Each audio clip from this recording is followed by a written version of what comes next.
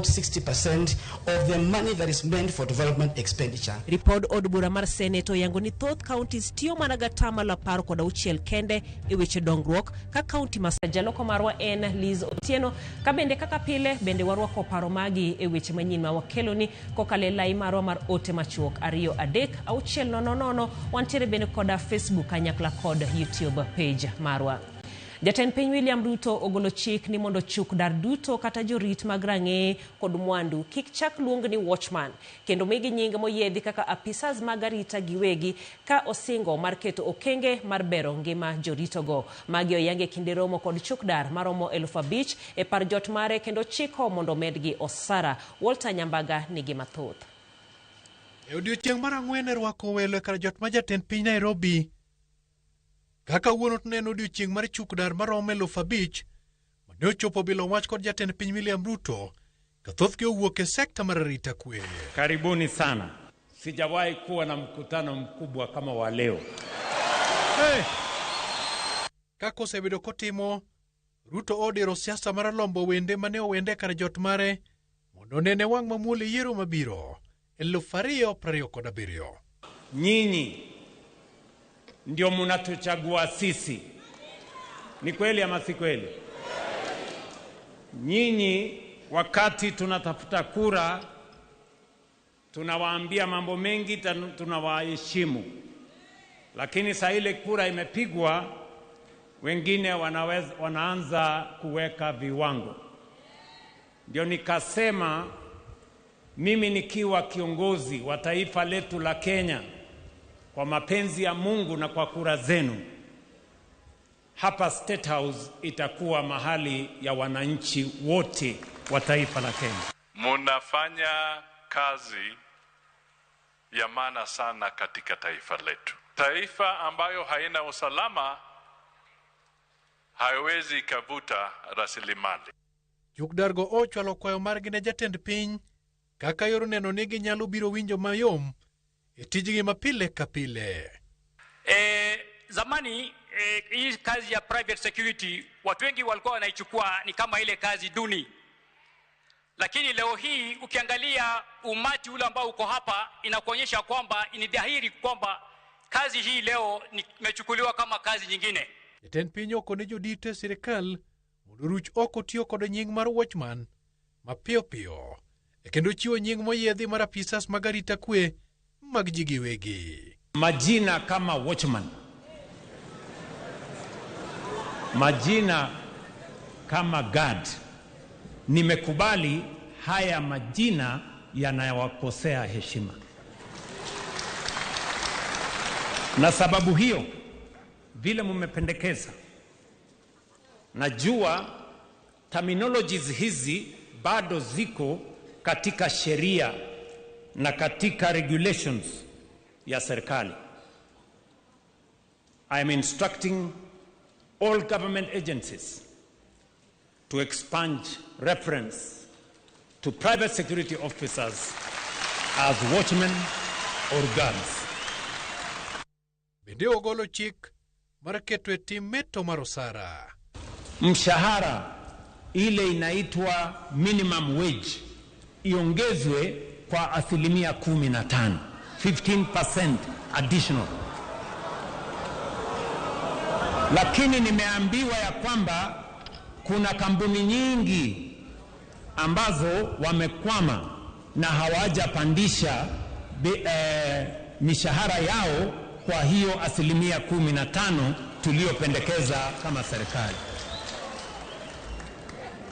Pia kuna wengine hata hawalipi hiyo minimum wage. Wanalipa watu hapa shilingi 6,000, 7,000, 8,000 na huko kwingine. Sasa leo tunawaambia mambo ni matatu. We must have a linkage between the private security officers and the National Police Service for intelligence gathering, for security, to secure our country. Walter Nyambaga, Ramogi TV, Nairobi. Jatend DCP Rigathi Gachagua Mbeko Tole wachne maduond buche matinde gwenge mag Masawa riwore gi mano ma DCP kowacho ni mano kikel pogruok e kindgi. Kata mano omako ne gidhi loso riwruok mar tipo mar golo telo Jatend Piny William Ruto e yiero mabiro. Kasongo akuliwa asikuliwe, atafuniwa asitafuniwe, amezwa asimezwe.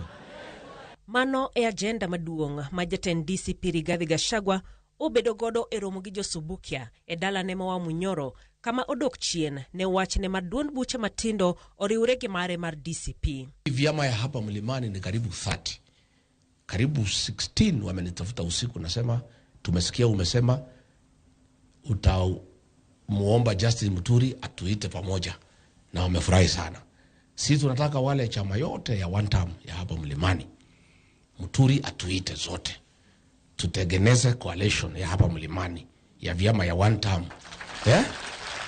Gachagua olieko ni koko mosebedo e wichung duond buche makono en lwet Jatend Piny William Ruto mowacho ni dwaro chogi kendo ketho kwe e kindgi. And I want to tell people in one term, be careful.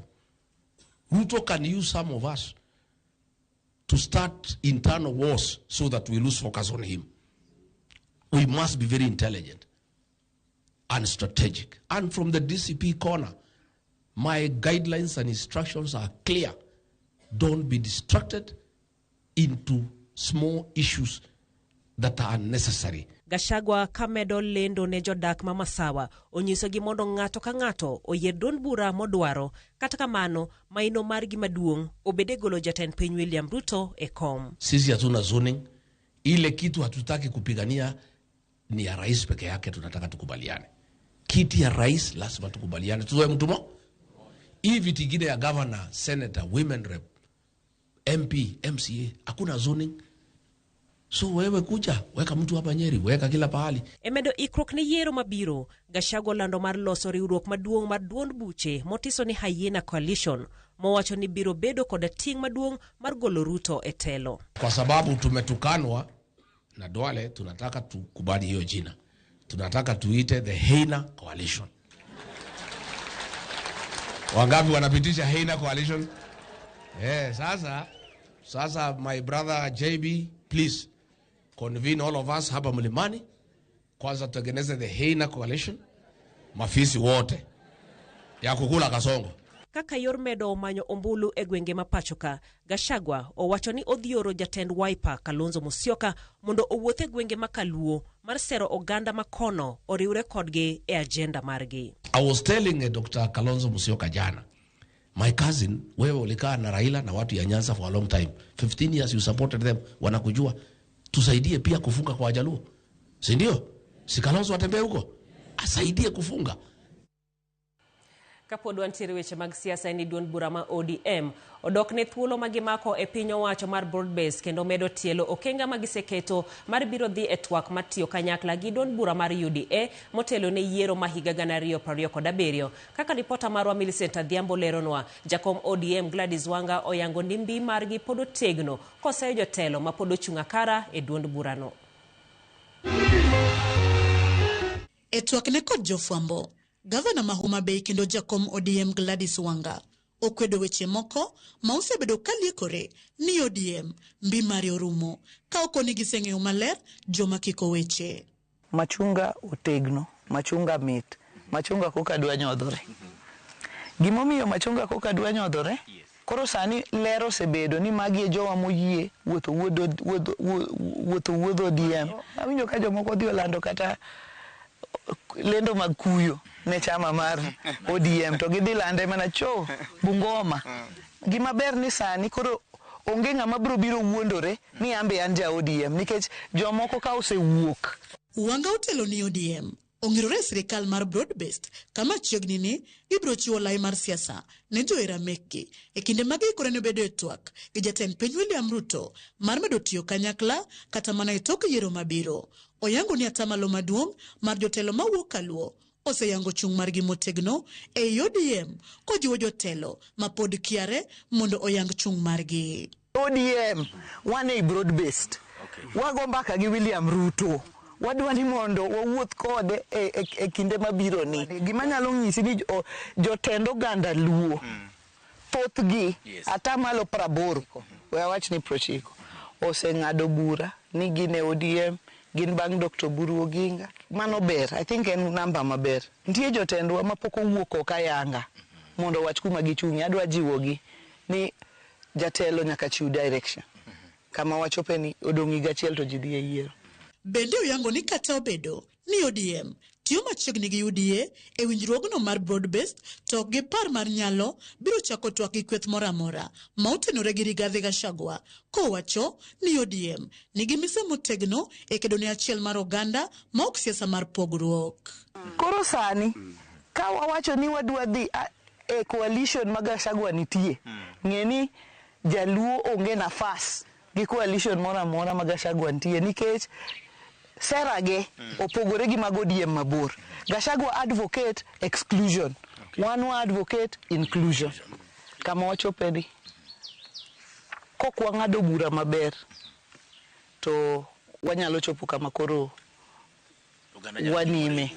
Ewi mano Wanga Otielo ni winjruok ODM gi UDA ok gitim nikech giyomyom to gitimo nikech mbi margi pod otegno kendo kom jalup jatend piny e yiero mabiro nyaka biwuog mana e ODM kaluwore gi winjruok ma gibiro bedo godo. Wadonje negotiation gi UDA ok kaka weak partner. Wadonjo kaka the largest party south of Sahara and north of River Limpopo. To bedo ni president koro osebede kom mamalo. Namba 2 nyaka bed from ODM. Nikech ok inyalo wacho ni wan e coalition to ticket mamalo en UDA. Ticket mamalo nyaka bed UDA ODM. Eka ja ODM cha nyalo dhi campaign ne candidates mag ODM e Kenya mangima mondo kelgi e wi mesa. Wanga wacho ni ODM pod biro medo sumo paro kowuok kuom johera kod jokanyo meke e kinde ma gigeto medo tego kendo medo mbi mar duond od burano motelo ne yiero mabiro e 2027. Millicent Adhiambo, Ramogi TV. Jokanye duond buch Safina County ma Mombasa kwedo paro mar dwaro timo lokruok mag chike matayo yiero mapacho kae. Kane giloso Mombasa gikoni paro mar dwaro loko chike mamondo landa yanga duoko mag ombulu mogo e kuonde luto ombulu achiel kachiel kidek nyayo weche mag mibadhi kod kuo mar ombulu. Gijiwo jod bura mondo okwed paro makamano mosepedhi e od bura kabende giramo ni kaber to paro mag loko chike makamago onego nywandie pach jopiny kapok ochwalgi e od bura.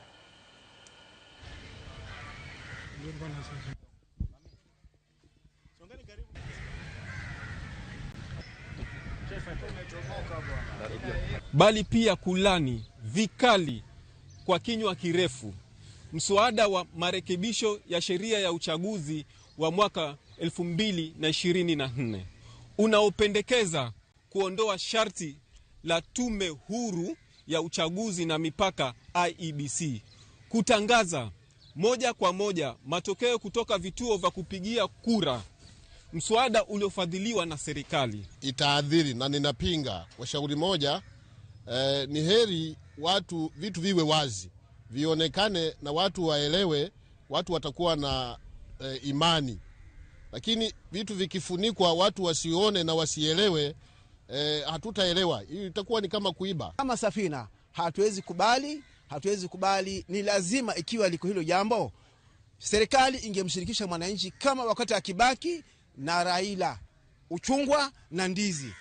Ikaletwa katiba mashinani, tukaipigia kura, ile iliyopita ndio sasa imeamendiwa na ikawekwa kwa sheria na katiba, tukafanya uchaguzi wa amani na halali.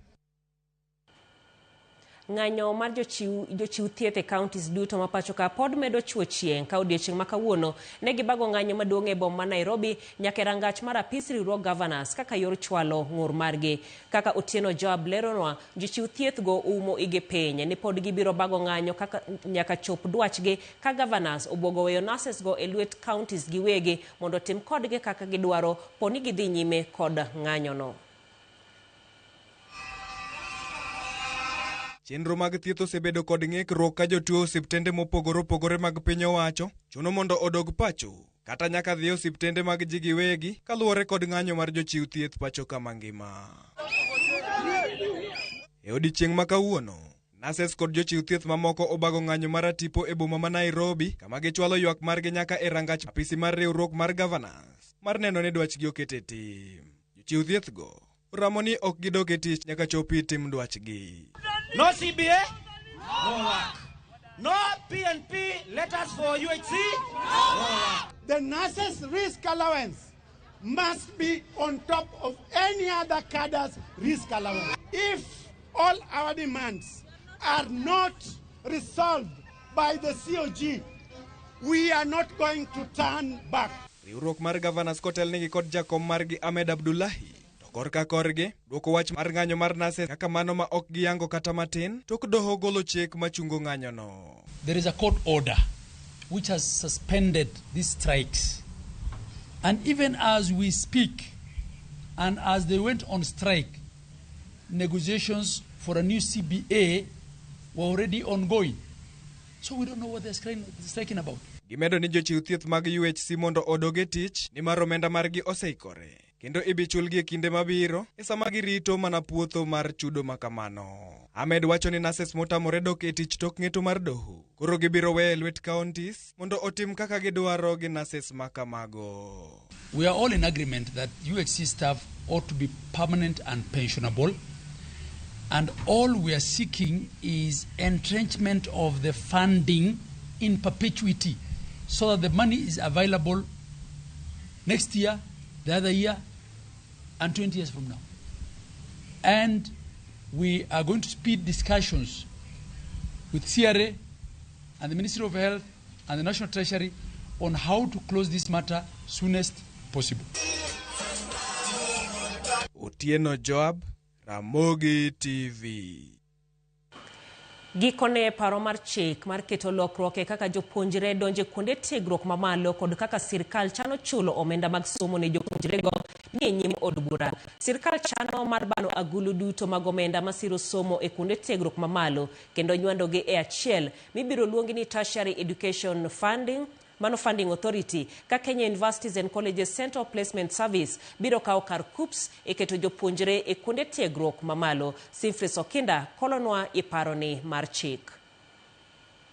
Higni adek tokne chako chenro manyien mar siro som jopuonjre kuonde tiegruok mamalo, sirkal Ruto chako loko tanga kendo koro chano mar kelo lokruok madito e kaka itayo somo e kuonde tiegruok mamalo. Paro mar chik ma idendo ni Tertiary Education Placement and Funding Bill 2026 koro ni nyim od bura. Paro mar chik ni lero ni sirkal ditiyo kod mana duol ariyo kende e tayo chenro mag chudo kod keto jopuonjre kuonde tiegruok mamalo.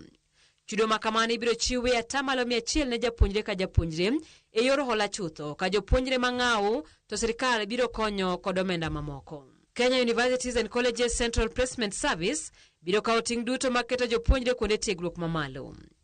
Kuonde tiegruok ibiro dwar mondo chiw kit somo magipuonjo, nengo kod thuolo magen-go motel ne duoko mag penj madongo wuok. Duolo bende biro tayo jopuonjre yiero kit somo kod tije magibiro dwaro timo tok tieko skul kaluwore kod dwaro mantiere chiro. Parni mana jopuonjre moketie kuonde tiegruok kod duol ni ema biro yudo sir mar somo bed ni gisomo kuonde tiegruok mag sirkal kata mag ji giwegi. Duol mar ariyo mabiro tayo weche mag chulo omenda mag somo ne jopuonjre en mano mar Tertiary Education Funding Authority kata TEFA.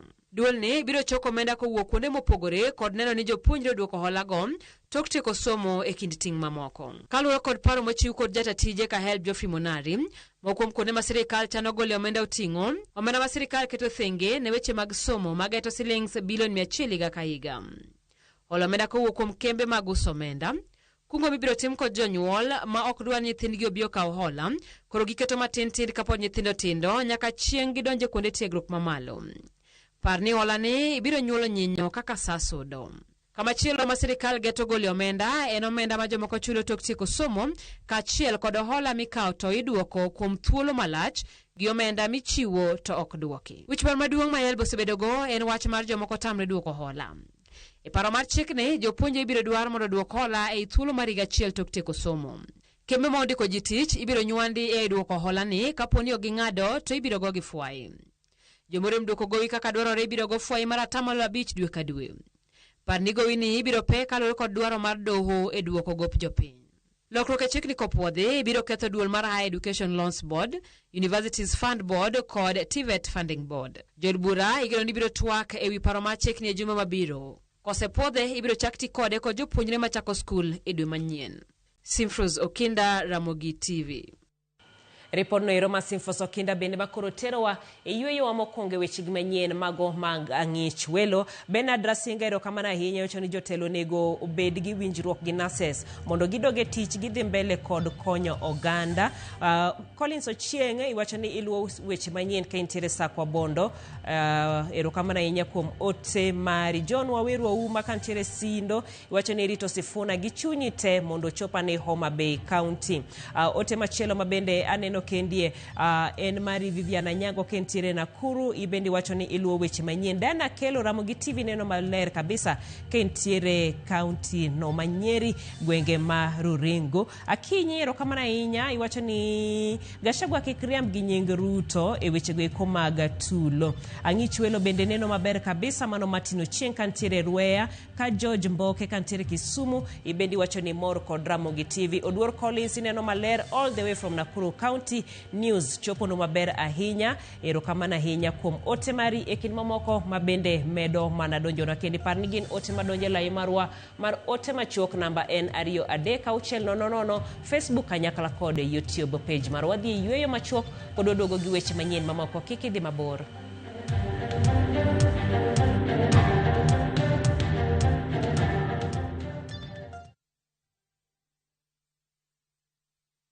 Turkey is not one place, and that's the best part. You start in Istanbul. The markets, the energy, the history. It's all happening at once. Then Cappadocia. Those landscapes you've only seen in photos. Hot air balloons, wide open views. And then Antalya, a completely different vibe. Coastline, slower days, just enjoying it. Explore Istanbul, Cappadocia and Antalya in 9 days from $2,700 per person. If you're going to do a trip like this, make it count. Call 0703-254-254. View Travel. Dream, explore, discover. Harufu nzuri, manukato laini, Downy Pure Bliss. Imetengenezwa na manukato ya asili yanayokuweka kwa utaratibu kwenye hali tulivu. Ijaribu kwa shilingi 20 tu. Ineno sigandi ni marni nilale na mtichaki duogo ni owinjo tere mano lande Ramogi TV kaito kinyi kukinyi Ramogi Radio ijalo loso pesa magani. I have business partners, and when they come down here, give it all no papers. Amara chudi. Ya wadwa mnamusu. Inano kilwa ketho tichara kai ni musukara musa. Ingeni ange manate angenga jaoda kaka ng'at man gi nyadhi. Iparo ni nyalo bet gima ber kikaw familia ni ibiro dak go dichuo wadu.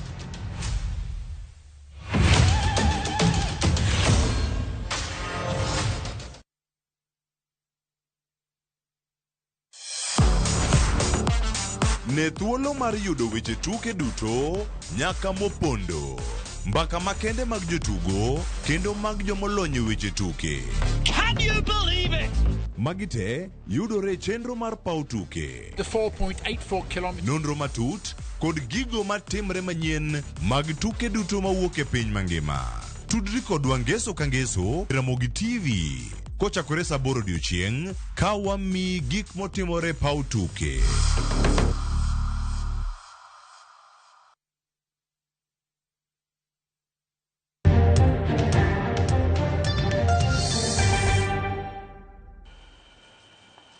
Machiegni kendo anyuola mag Macmillan Kiarie, Michael Olo, Evans Otieno kod Abdulaziz Ali mawachore nondhi kod obila odiechieng' ma kawuono nobago ng'anyo e bure Nairobi ka gidwaro mondo oweye wuotgi mosemaki kuom dwe maromo 1 thuolo. Ka giriwore kod jokene ratich oganda familiago notero ywakgi e od bura log tich mar obila kod apisi mar ogai mar obila Douglas Kanja. Koloso kodgi jawache lo obila Mushiri Nyaga owacho ni giseketo okenge mag chik e wi wach makamano. Liliana Tieno lerono mathoth.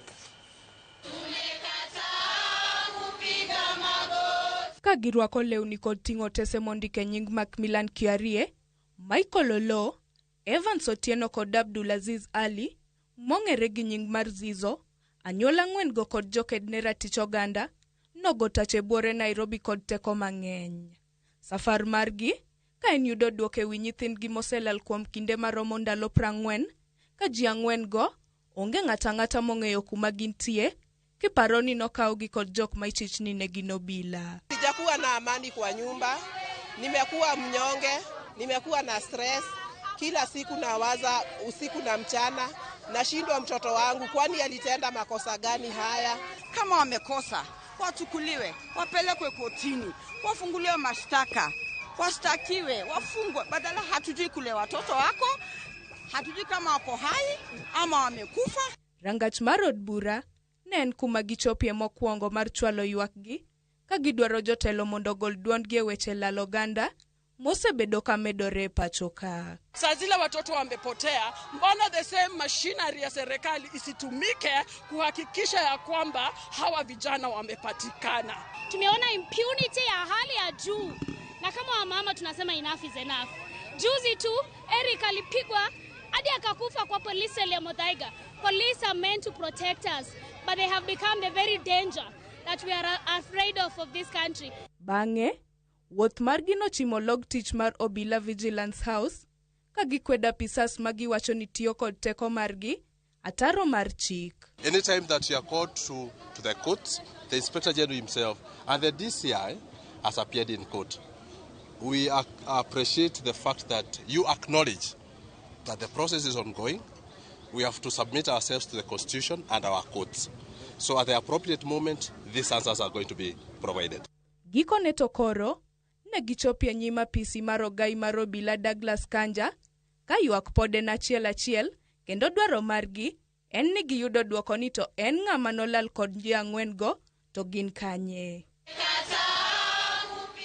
Anyuola gi koro umo igi piny, ni ok ne gibiling nyaka ywak gi kod dwachgi, owinji ma giyudo duoko. Liliana Tieno, Ramogi TV. Ero kamana inyalile kuom report makamano. Komachielo eni counties auchiel kende mapacho kae emanoluwo chik mar keto omenda madwarore e chenro mag dongruok e hik omenda ma higa 2024 2025 kaluwore gi report mane ogol kod apis loso budget e od bura ma Senate. Counties 27 ne orem keto omenda madwarore ne dongruok e kinde ma counties 27 to notiyo gi omenda mathoth e chudo jotich osara ataro mar chik. Kaka jafwamb marwa mar siasa Chris Owino leronwa, county ma Siaya ne orieny kuom counties makaluo e keto omenda mathoth e chenro mag dongruok e hik omenda 2024 2025.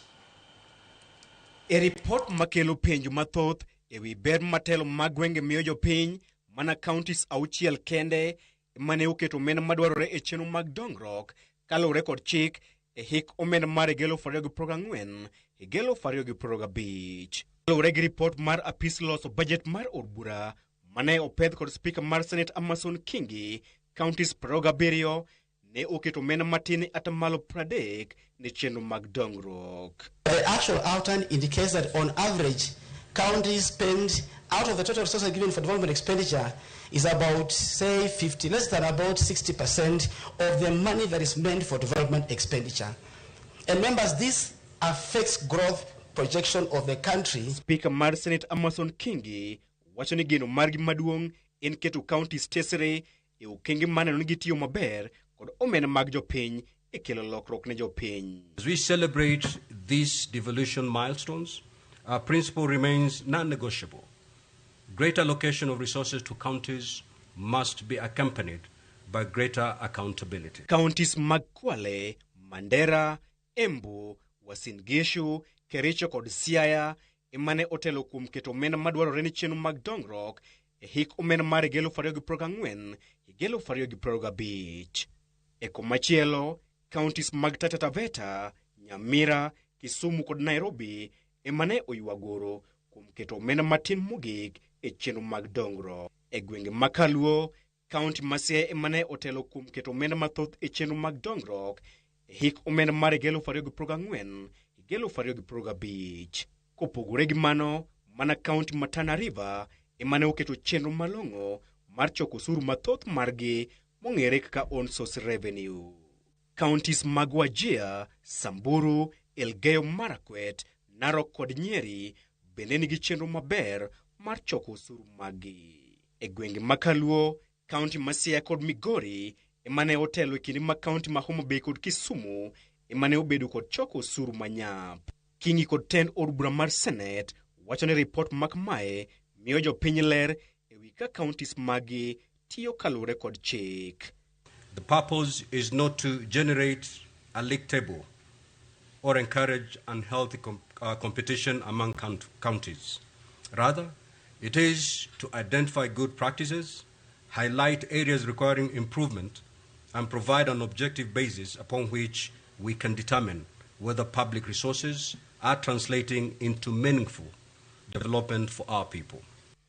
Report makamano bende yango ni thoth counties osebedo karem keto e tim budget margi kalure kod pen chik. Kuom counties maluwo budget magi, counties mag Turkana, Kitui, West Pokot kod Nyeri ema otelo e kinde county ma Siaya ema okawo namba e gwenge makaluo. Kalure gi nonro margi, county ma Embu ema otelo kuom counties matiyo maber ka iluwe kod Narok, Wajir, Kitui, Kilifi kaachiel kod Tana River. County ma Siaya ema otelo e gwenge makaluo ka iluwe kod Migori, Homa Bay kaachiel gi kata odoko ni governors osebedo kadhiro mondo med counties omenda mathoth. Report mar Senate yango ni thoth counties osebedo katiyo aritha kod omenda mago kendo weyo chenro manyalo loko ngima jopiny. Chris Owino, Ramogi TV, Parliament Buildings, Nairobi. Od buch kaunti ma Siaya kwedo nyinge ji ariyo manye gavana ma Siaya James Orengo Owalo kendo chwalo ni od burano mondo ogo kogno e lemo mag jotend migepe Kamikai Dorothy Ayoma to podhi kaka jakanyo e board mandiko jotije kaunti.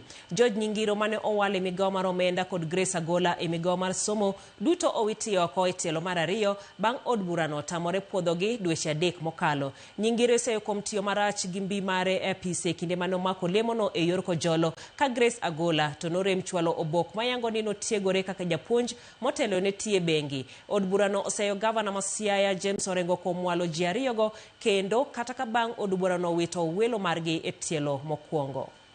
I think the challenges I've had mostly is about employment of unskilled workers.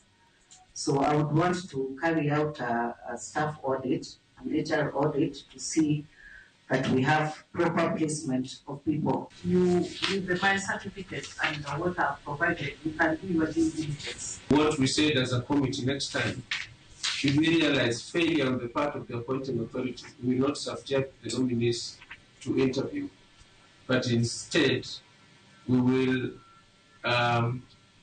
engage the appointing authority, because it is a waste of time for an appointing authority to contravene the law while submitting names and taking innocent people, officers, to go through this process. Where a nomination of a candidate is rejected by the county assembly, the appointing authority shall submit to the county assembly the name of another candidate.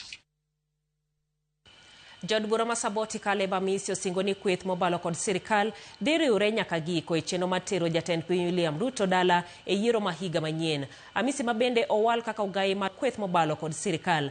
Amisi lero ni PM dhi kedo gi mibadhi tiyo kaluwore gi pend chik kaachiel gi nono gope mag piny Kenya. After the NDC, the party is going to unveil the proper manifesto illustrating what needs to be achieved for this country to progress. And of course, we have announced the arrival of the son of the former Prime Minister, the late Morgan Changirai, Robert Changirai, who is the MP, a sitting MP in Zimbabwe. He will be gracing as the chief guest, just like the father graced the first NDC of ODM under Raila Odinga. History repeats itself on 11th of August in Kenya. We have also announced that we will give the leadership structure. So those who still salivating to be leaders of PM, you still have 4 days to present your papers before NDC to face the election by the delegations that will be there and announce to the country the new leadership that will drive the 5 agenda that the party wishes to pursue. Gedo marapaya mowuok Masara nyaka Agolo Muo kokale boma Masori madhi nyime sub county Manyatike koda peini mamoko moting'o mowuok Masara nyaka Muhuru Bay kelo geno mar medo nuengo mag jodak e sub county Manyatike mawacho ni rach mar peini e gwengego kuom higni mathoth osethiro yuto margi. Jojuma miyo aler mathoth.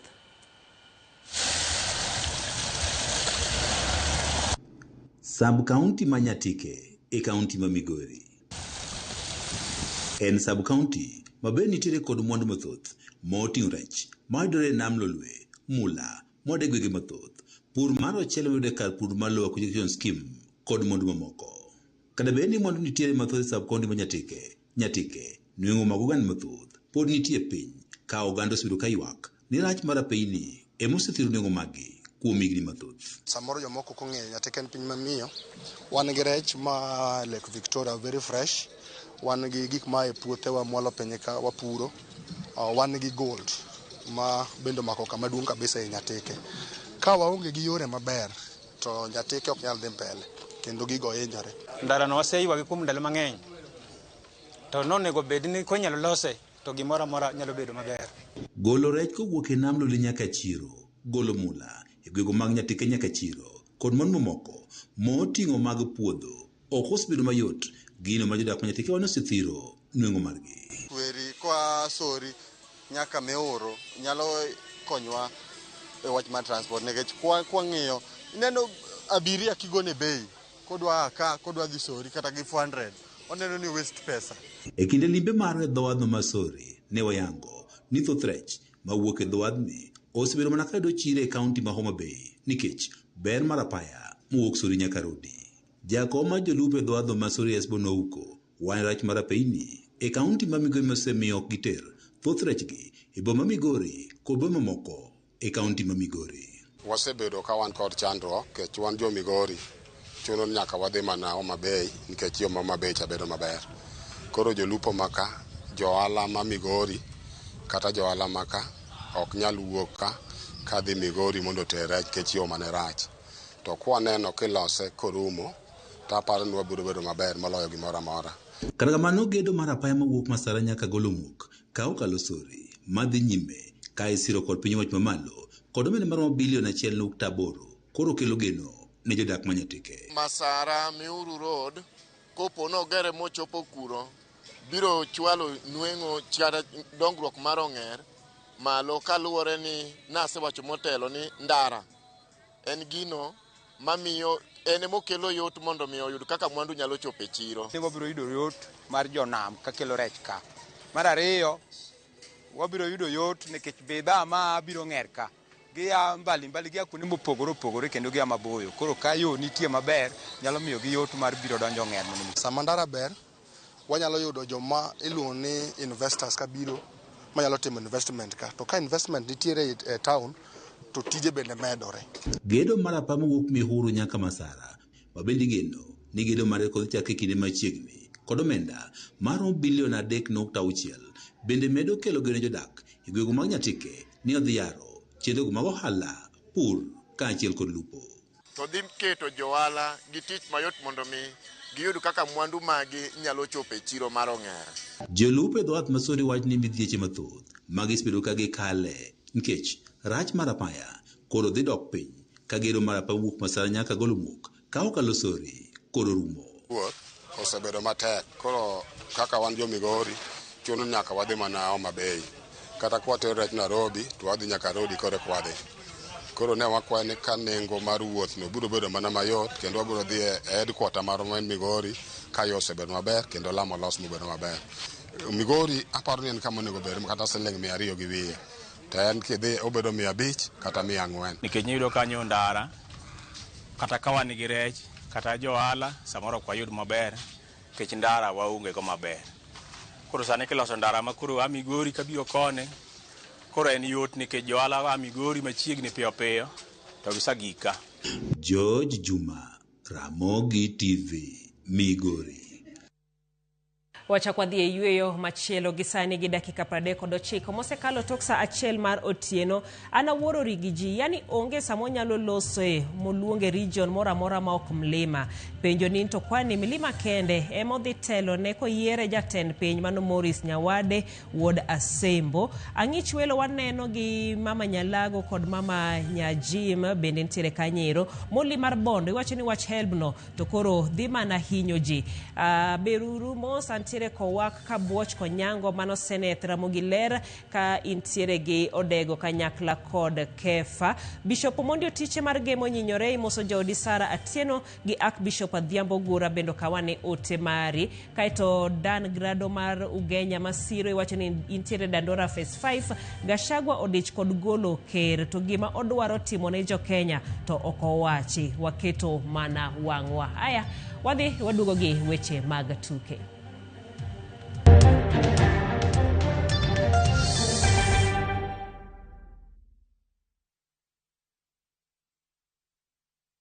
Bere mar funi, onding, tok maremo kata tu mar choke chandi. Binti funi moro motur, madwaro bero. Kik chenro mar Free Orthopedic Medical Camp mano timre St. Peter and Anne Hospital, Rwaka Chengeso, Tarika Boro, Dumara Boro Higani, by Oko. Neno jalonyo weche choke kata Orthopedic Specialist, eno numongi chudo moro amora. Kod picha maigui, ka chiel gi chuo thieth, enengo mogonyare. Nima thoth, you are tall and abamar, 0722-150-620, mondikao kang mar dak, maonge rem ne kinde mabiro.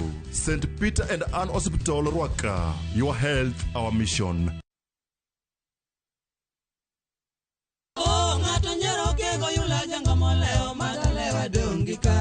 Jumani chenro mar ng'ejo thumbewa biro ni kawuok e gwenge mag Nyatike. Lando mama lenga lenga nyoremu paro nyisa na wera serio. Walimo jabenga matuklu Ang'wen Jasuba ei dalane mar ng'e matut.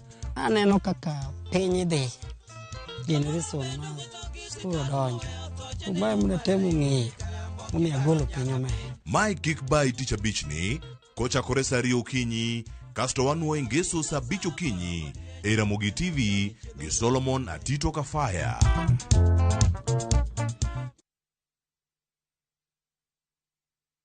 Utabiro tinendene Motikawa erokamano Jalimbe anaduogo kawuono kendo Ikawa erokamano Nasata anegeka tinendene Motikawa erokamano Kidwaro wenda mar erokamano kaka skiza tune mari D star 860 star 416 ash.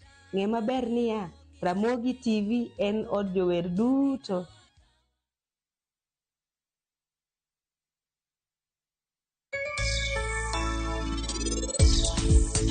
Mana mino kae gi joma tedo. Koro matin moido no apogo kodgi kech. Chieng' moro ne giyaka ne giyaw tijegi. Koro nyaka motivate. Garanti nyako moro be na puonjo tich ka modhi moyaw tije to berna. Ahero ka wajoluo wakonyre kamano.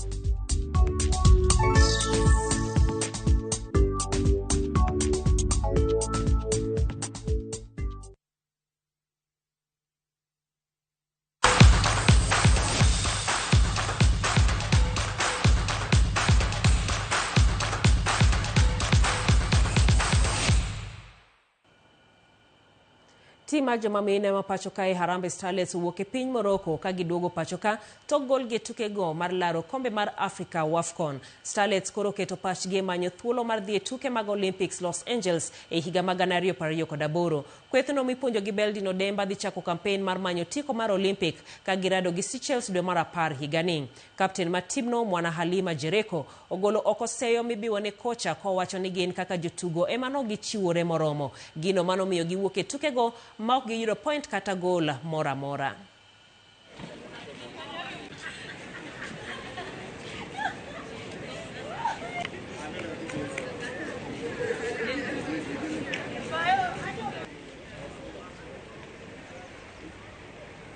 Mimi nasema technical bench washafanya yao. Kama ni kulaumia, wacha walaumu wachezaji. Juu after all building hawezi toa kitamba yake akuje pale ndani ya chezi. Ni mimi dogo nilifanya nini? Yule coach ndo akuaminie wewe kama dogo ama wewe kama Mnyolet umefanya nini. Ndio kila kitu inaenda kwa makocha ama bench ama kila mtu, lakini after all wewe mchezaji. Mimi pia niko naambia wachezaji, sisi ndio tumefanya hivi vitu, ndio zimekuwa hivi. Juu kama mimi ningecheza pati yangu, mwingine acheze pati yake, tungepata kitu. No, of course nimekuwa nzuri, especially kwa timu kama sisi ambayo ndio tunajaribu sasa kubuild team. Imekuwa nzuri sana, na ninasema ni experience nzuri sana tumeweza kupata hapa Morocco. Manake tumeweza kufanya benchmarking pia, tukajua ni nini Morocco wanafanya nzuri kuliko nchi zingine, ndio maana wamepiga hatua katika kandanda. Tuke mag basketball mar skunde ne jopuonjre mahige piny 16 odonjo odiochieng' mar 2 kawuono Mombasa. Maromo pinje 4 mawuok e alwora ma Afrika ma ugwe gi madiere oyuro ka tim manyiri ma Tanzania oloyo mano mar Kenya 62 kuom 52. Mano e tugo mokwongo. Korka chuo Kenya noloyo Tanzania 8 kuom 44. Timbe mag Burundi gi Uganda orem yore tukego kaluwore gi achiedhnade mag omenda.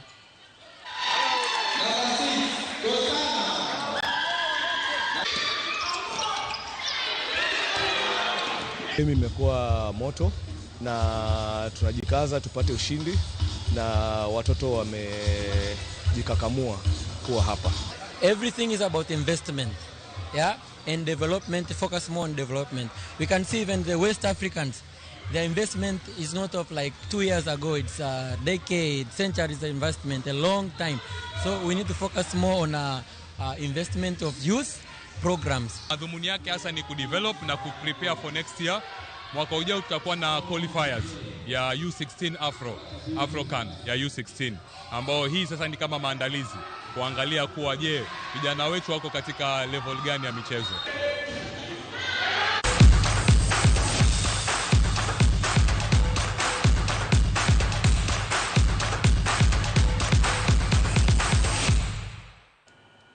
Kanyo bende motieko godo weche manyien mago mag ang'ich welo wang' wachako duogo sa 3 mar otieno, kuma bende wadhi bedo koda twak marwa mar mine wacho. Kawuono ni wadhi ng'iyo kata wadhi loso e weche go eko mag arita makaluo. Oseneno ka gwenge mopogore opogore osebedo gi rochruok mag arita, obed weche go eko mag njore, obed weche go eko mag maundu mag siasa e kinda mamoko. Erang'o matimore te gin yore mage mabende inyal tieki godo. Mano kanyere chenro mar mine wacho sa 3 mar otieno. Waradi lungani Jael Lieta, jaloko marwa osebedo Lizo Tieno.